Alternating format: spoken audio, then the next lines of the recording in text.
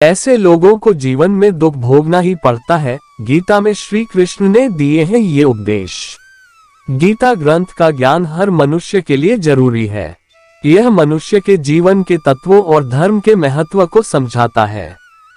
इसमें भगवान कृष्ण के दिए हुए उपदेश हैं जो उन्होंने अर्जुन को दिए थे। गीता के अनमोल वचन। श्रीमद्भागवत गीता हिंदुओं का पवित्र ग्रंथ है। इसमें जीवन का पूरा सार बताया गया है। गीता में भगवान कृष्ण के उन उपदेशों का वर्णन है जो उन्होंने महाभारत युद्ध के दौरान अर्जुन को दिए थे।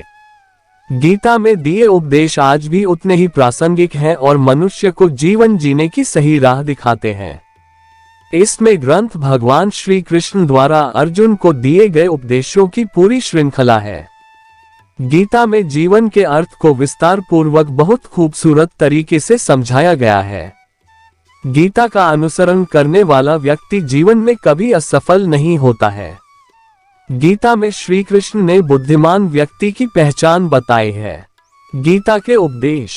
गीता में श्री कृष्ण ने कहा है कि समय कभी एक जैसा नहीं रहता है, ये हमेशा ही बदलता रहता है, इसलिए हमें कभी भी एक परिस्थिति में नहीं रहना चाहिए।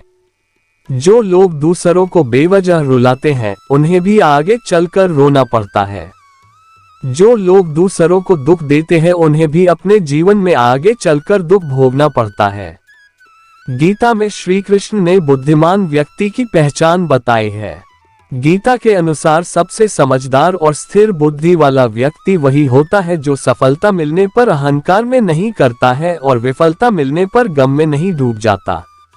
श्री कृष्ण कहते हैं कि केवल डरपोक और कमजोर लोग ही चीजों को भाग्य पर छोड़ते हैं। वहीं जो लोग मजबूत और खुद पर भरोसा करने वाले होते हैं वे कभी भी नियति या भाग्य पर निर्भर नहीं रहते हैं। गीता के अनुसार कभी भी सिर्फ दिखावे के लिए अच्छा नहीं बनना चाहिए, क्योंकि परमात्मा से कुछ भी नहीं छिपा है।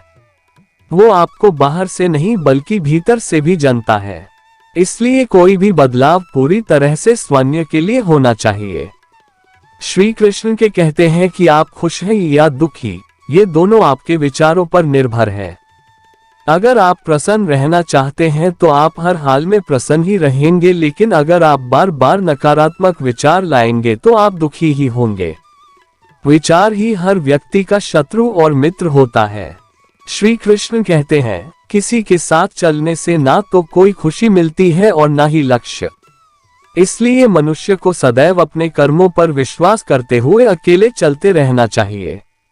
गीता में श्री कृष्ण ने कर्म योग, भक्ति योग और ज्ञान योग को ही कल्याण का प्रमुख साधन बताया है। कर्म के प्रवाह से संबंध का टूट जाना ही जीवन का लक्ष्य है और ये लक्ष्य उपर्युक्त तीनों मार्गों से प्राप्त हो सकता है।